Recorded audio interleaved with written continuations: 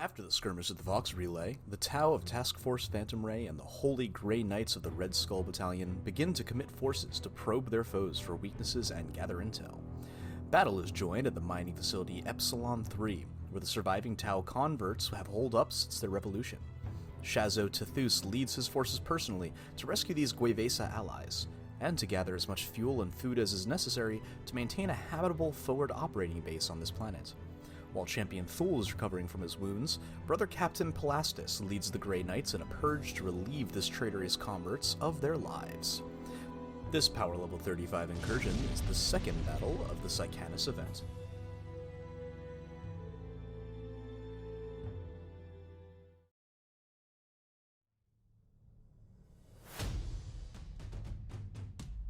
So for this incursion battle, we are doing the supply cache mission from the Crusade pack, where we place 4 objectives, the only requirement being that they are 6 inches from a table edge and from each other. You can see where we place them here. You score 10 victory points if you control 1 or more, 10 more victory points if you control more than your opponent, and an additional 10 if you control one that was in your opponent's deployment zone, though as a reminder, they don't have to be placed in a deployment zone. For agendas, I took Witch Hunters again, to give extra benefit to any unit that's able to completely wipe a squad, since his entire army is Psychers. I also took Sentinel, which allows me to declare a single objective at the start of the game, and if I control at the end of the game, the unit claiming it gains 3 experience. Now my opponent took Lord of the Warp, gaining additional experience for whichever unit casts the most psychic powers, and First Strike with the intent to capitalize on his overwhelming Alpha Strike potential. Now on to the forces. For the Tau, Shazo Tethus is coming in to lead this detachment himself to rescue the Guevesa converts. He's a commander in a Cold Star battlesuit with 2 missile pods and the Supernova Launcher relic.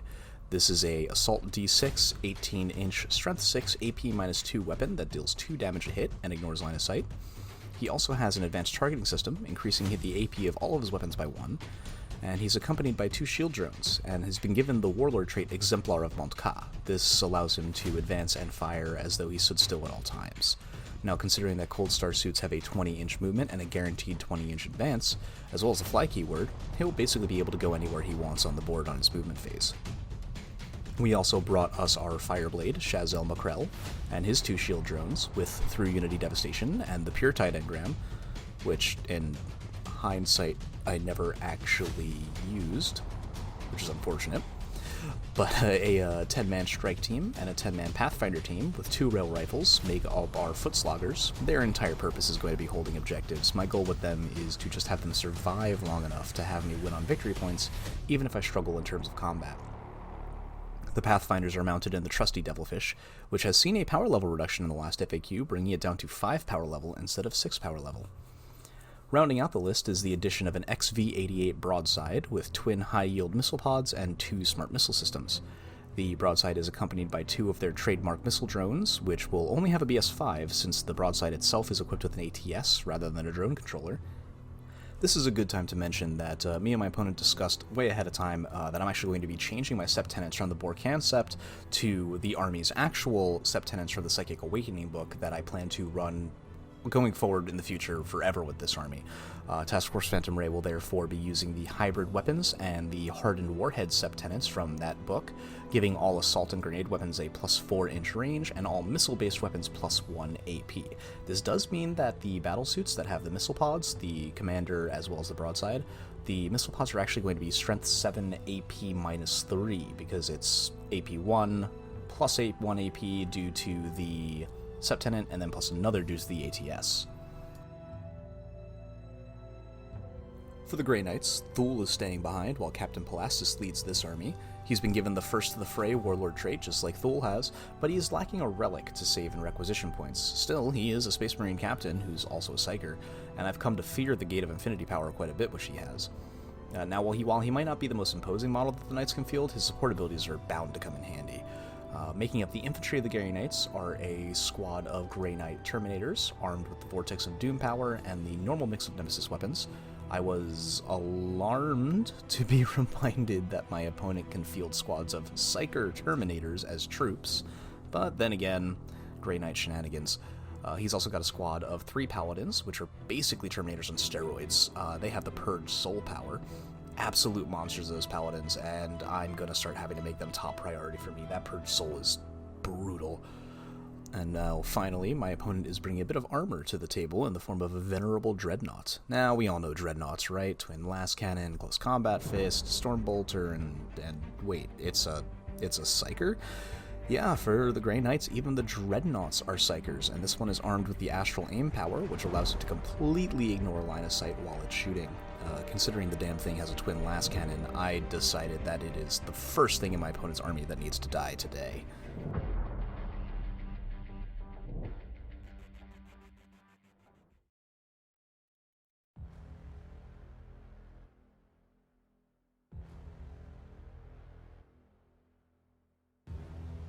Now we shake hands and roll off for the first turn with me succeeding, though I will get to go first, which greatly weakens his Alpha Strike potential. He does get to deploy first, and he plants his captain inside some runes near the center of the board. We alternate placements until it becomes clear that the eastern flank, at least from my perspective, is going to be the bulk of the fighting. It's got his Terminator squad as well as that imposing dreadnought nearby. The western flank only has his captain and 3 paladins. In response, I deploy my broadside and Shazo Tathus himself facing directly down the dread and its support, with the strike team and McRell in the center intending to run forward and secure the objective on top of the industrial vats. The Pathfinders are riding in the Devilfish and will be delivered with haste to the objective on the nearby structure before it flies off to do fishy things. On Tau turn 1, I move the Devilfish immediately on top of the structure nearby and position it so next turn I can dump the entire Pathfinder squad on the roof. Now, the fire team jogs forward to take the position near the chemical drums on their way to objective number 3 there, and Shazo Tathus leaves his drones behind with the broadside as he leaps immediately next to the dreadnoughts, and I declare my shooting phase. All the fire warriors in the Devilfish put the majority of their firepower into the paladins, leaving only McRell unfired. Infuriatingly, they manage to only kill one of them, and I get another one down to 1 wound despite the bonus from McRell increasing the volume of fire by almost a full 50%. But 1 Marker Light from McRell, plus both the aerial targeting and uplink Marker Light stratagems, place a full suite of laser pointers on that dreadnought, which I feel needs to die. I can't afford to let that twin link last cannon plink units from across the board. I pour every single bullet I can into that thing, every round from Tathus himself, every missile from the broadside and its drones, everything, and the dreadnought responds by using a stratagem that reduces damage by 1 to a minimum of 1. I don't remember exactly what that stratagem is called. Now, we roll an absolute ass ton of dice, and at the end of it all, the dread is standing with a single damn wound. I am upset, and I can't accept it, so I charge Tathus into melee combat. Yes, I know, Tau and melee. But I've got a trick up my sleeve.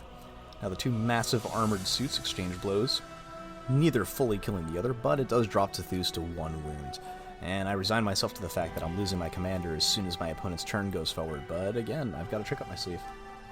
Grey Knights get their first turn, and they forego any movement and skip directly to the Psychic phase. Captain Pelastus uses Gate of Infinity on the Paladins and teleports them directly into my deployment zone, staring down my Fire Warriors who will get no cover from them. But as you can see, they are now in line of sight of the broadside. A series of vicious psychic attacks from the Knights absolutely shreds that strike team, taking out 1 of the drones and leaving only 6 Fire Warriors and McRell himself standing. Going into the shooting phase, the Terminators and Paladins both let fly all guns, and somehow, incredibly, amazingly, they only managed to kill another 2 plus the shield drone. One of that shield drone just went absolutely absurd, making save after save after save, and absorbing a frankly jaw-dropping amount of attacks. He resolved to charge the squad of Paladins, who will make quick work of the squishy blue boys with their Nemesis weapons, and leave McRell standing alone next to 2 Grey Knight Paladins. Now over with Shazo Tathus and the Dreadnought, they've been locked in battle this whole time, blocking and dodging and weaving, until that Psychic Dreadnought drops in with a lucky roll. But the trick up my sleeve comes up, and I use the fail-safe measures stratagem, which means that when the commander's suit goes down, everything nearby has to roll a d6, and on a 4+, it suffers a mortal wound. He makes the roll, takes the mortal wound, fails to feel no pain, so both the Dreadnought and Shazo Tathus go down in flames, Tathus himself limping away from the wreckage so he can continue to lead the battle in one of his replacement battlesuits. Now in Tau turn 2, I claim 20 victory points, 10 for controlling an objective, and 10 for controlling more objectives than my foe, who controlled none. I place the payload of Pathfinders, say that 5 times fast, on the objective before flying the Devilfish over the ruins to gain control of the other one. The vehicle can't claim any benefit of the cover, but we decide that since it has the fly keyword, it makes sense it can sort of hover on top for placement purposes. This gives a good view of the captain, and allows my Pathfinders to bring their marker lights and rail rifles to bear on the battlefield. Now the broadside shifts and walks over to Objective 4, which I declared at the start of the game as my Sentinel objective, and he stares down the Terminator squad on top of the building. Now, as a reminder, my opponent is using Tide of Shadows, meaning that if he's in or on top of a terrain piece, he's -1 to hit. However, we move into the Tau shooting phase, and I put 2 Pathfinders with getting their marker lights onto the squad. 1 hits, which allows me to dump my double stratagems of uplink marker lights and aerial targeting to bring them up to 5 marker lights that I need, and every single missile that broadside fires to full effect. There's a rush of accelerant and a roar of explosives, as 8 Strength 7 AP -3 damage D3 missile pod shots, and 8 Strength 5 AP -3 damage 1 smart missiles just carpet bomb the Terminators, and amazingly, one of them is still standing. Now, on a single wound, sure, but I'm frankly amazed that anything was left there at all. In the movement phase, McRell had fallen back from the 2 Paladins, and now I turn the missile drones from the broadside and the Pathfinder's weaponry on them. I'm only able to get a single marker light, but hey, it's good enough, and the fusillade of pulse and rail rounds managed to kill another Paladin and leave the last one on 1 wound. We go to Grey Knight's turn 2, and it's really not looking good for him. He's down to only 3 models, a Paladin with a single wound left, a Terminator with a single wound left, and his untouched captain. He moves his captain out of the ruins to break line of sight on the Devilfish, and advances that last surviving Terminator directly at the broadside. We imagine him gripping that Thunderhammer and screaming in rage as he rushes that massive battlesuit to avenge his fallen comrades.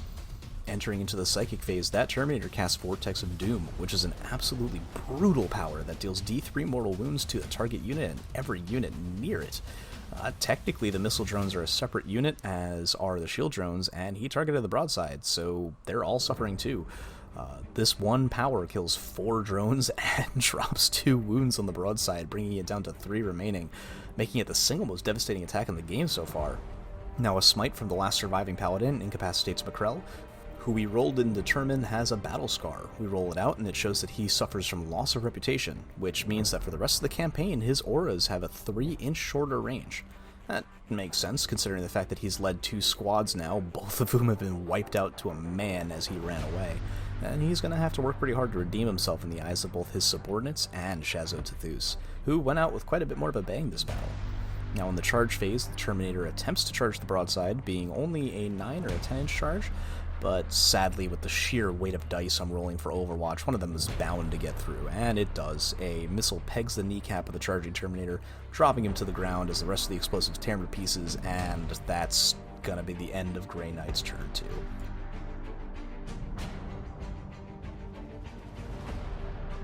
We look at the board, and it's now top of the turn 3, and my foe has only 2 models remaining, his captain and a single Paladin with 1 wound left. I'm gaining another 20 victory points, putting me at 40 to his 0, and we just decide to call it. For honor's sake, we roll out the attacks, and yeah, it's a board wipe pretty decisively.